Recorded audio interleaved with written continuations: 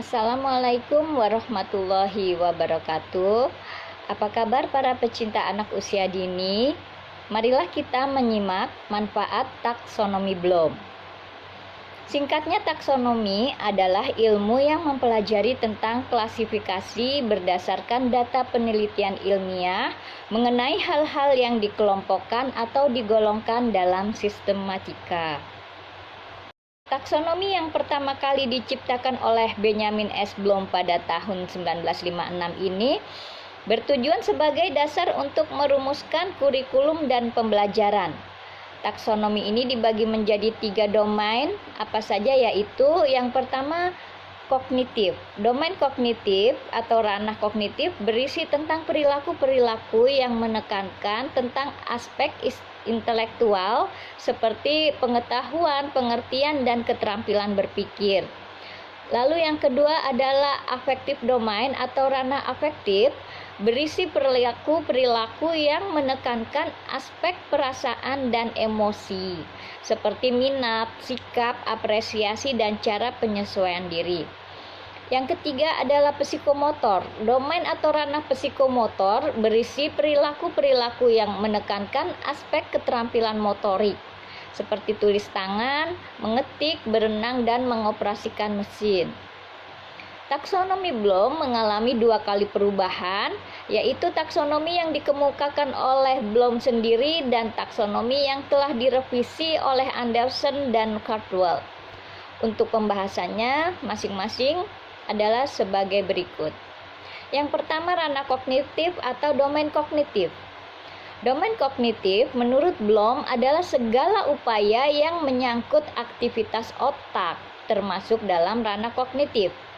Domain kognitif meliputi 6 tingkatan, antara lain yakni yang pertama pengetahuan atau knowledge yang dilambangkan dengan C1.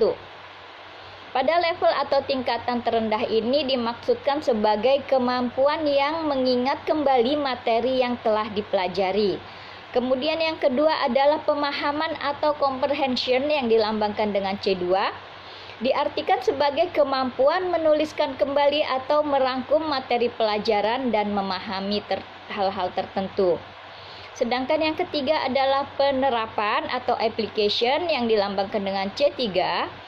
Pada level atau tingkatan ketiga ini, aplikasi dimaksudkan sebagai kemampuan untuk menerapkan informasi dalam situasi nyata atau kemampuan menggunakan konsep dalam praktek atau situasi yang baru.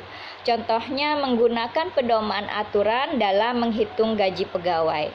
Sedangkan yang keempat adalah analisa atau analisis yang dilambangkan dengan C4, merupakan kemampuan menguraikan suatu materi menjadi bagian-bagiannya. Misal, prinsip meningkatnya harga pokok penjualan dalam laporan keuangan dengan memisahkan komponen-komponennya. Dan yang kelima adalah sintesis atau yang dilambangkan dengan C5, yang dimaknai sebagai kemampuan untuk memproduksi. Contohnya menyusun kurikulum dengan mengintegrasikan pendapat dan materi dari beberapa sumber. Kemudian yang keenam adalah evaluasi atau evaluation yang dilambangkan dengan C6, yakni kemampuan menilai manfaat suatu benda atau hal untuk tujuan tertentu berdasarkan kriteria. Berdasarkan kriteria yang jelas, ada 2 bentuk tingkat level evaluasi menurut Bloom, yaitu yang pertama penilaian evaluasi berdasarkan bukti internal, dan yang kedua adalah evaluasi berdasarkan bukti eksternal. Contoh, membandingkan hasil ujian siswa dengan kunci jawaban. Kemudian ranah afektif atau domain afektif, penerimaan atau receiving yang dilambangkan dengan A1, yakni mengacu kepada kemampuan memperhatikan dan memberikan respon terhadap stimulasi yang tepat. Dan kemudian responsif atau responding yang dilambangkan dengan A2 adalah 1 tingkat di atas penerimaan. Dalam hal ini siswa menjadi terlibat secara afektif, menjadi peserta dan tertarik. Kemampuan berpartisipasi aktif dalam pembelajaran dan selalu termotivasi untuk segera bereaksi dan mengambil tindakan atas sesuatu kejadian. Misalkan berpartisipasi dalam diskusi kelas.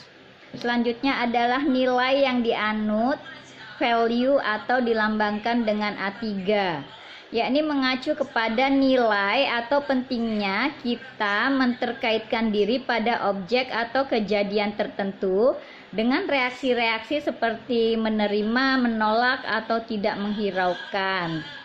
Selanjutnya adalah organisasi atau organization, yaitu A4 lambangnya, mengacu kepada penyatuan nilai sikap-sikap yang berbeda yang membuat lebih konsisten, dapat menimbulkan konflik-konflik internal dan membentuk sesuatu sistem nilai mencakup tingkah laku yang tercermin dalam suatu filsafat.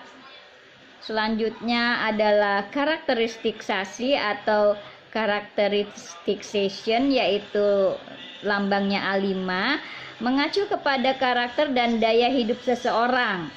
Nilai-nilai sangat berkembang, nilai teratur sehingga tingkah laku menjadi lebih konsisten. Selanjutnya pada ranah atau domain psikomotorik. Domain psikomotorik meliputi gerakan dan koordinasi jasmani, keterampilan motorik, dan kemampuan fisik. Keterampilan ini dapat diasah jika sering melakukannya. Perkembangan tersebut dapat diukur melalui sudut kecepatan, ketepatan, jarak, cara atau teknik pelaksanaan. Ada 7 kategori dalam ranah psikomotorik, apa saja, yaitu yang pertama adalah peniruan atau P1. Terjadi ketika siswa mengamati suatu gerakan, mulai memberi respon serupa dengan yang diamati, mengurangi koordinasi dan kontrol otot-otot saraf. Peniruan ini pada umumnya dalam bentuk global dan tidak sempurna. Kemudian manipulasi atau P2, menekankan perkembangan kemampuan mengikuti pengarahan penampilan gerakan-gerakan pilihan yang menetapkan suatu penampilan melalui latihan.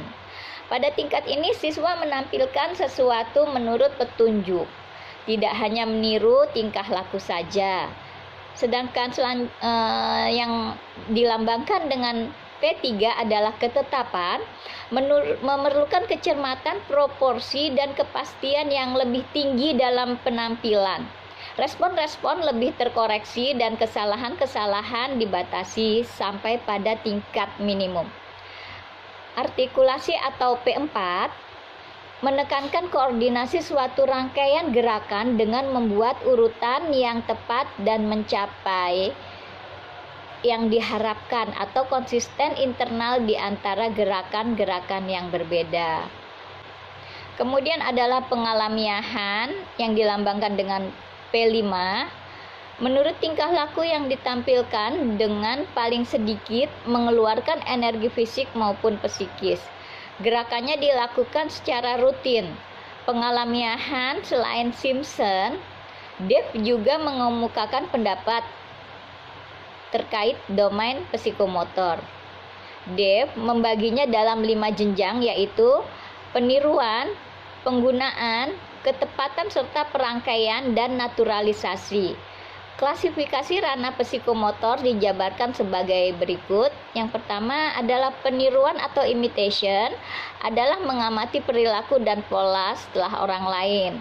Yang kedua, penggunaan atau manipulation, adalah kemampuan melakukan tindakan tertentu dengan mengikuti instruksi dan berlatih. Ketiga, ketepatan atau precision adalah mengulangi pengalaman. Ketiga, ketepatan atau precision adalah mengulangi pengalaman serupa agar menuju perubahan yang ke arah lebih baik. Keempat, perangkaian atau articulation adalah koordinasi serangkaian tindakan mencapai keselarasan dan konsistensi internal.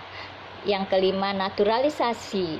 Naturalisasi ini setelah kinerja tingkat tinggi menjadi alam, seperti berpikir banyak tentang hal tersebut. Demikianlah para pecinta anak usia dini, semoga pemaparan ini selalu bermanfaat dan dapat memenuhi kriteria ujian akhir semester 4 pada mata kuliah metode pengembangan kognitif. Dan tidak lupa beribu terima kasih juga saya ucapkan kepada Ibu dosen Insinyur Rita Anggraini selaku pembimbing mata kuliah. Saya Lili Hidayati dari Prodi PAUD 2019 Universitas Pancasakti. Sebagai penutup, saya ucapkan wabillahi taufik, wassalamualaikum warahmatullahi wabarakatuh.